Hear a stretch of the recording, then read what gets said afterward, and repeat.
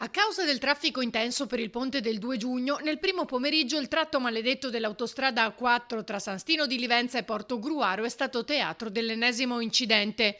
Due i tir coinvolti in un tamponamento con uno dei camionisti rimasto ferito. Inevitabili code e rallentamenti. Per evitare ulteriori blocchi alla circolazione è stato chiuso lo svincolo di San Stino in direzione Trieste.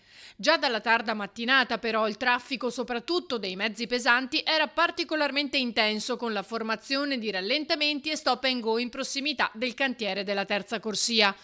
Alla luce di questo, la concessionaria autostradale raccomanda nuovamente ai viaggiatori di osservare i limiti di velocità e mantenere le distanze di sicurezza.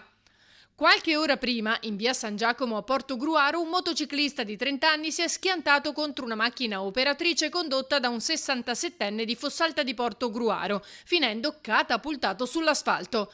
È stato portato in ospedale, ma non sarebbe in pericolo di vita. Sul posto gli agenti della polizia locale.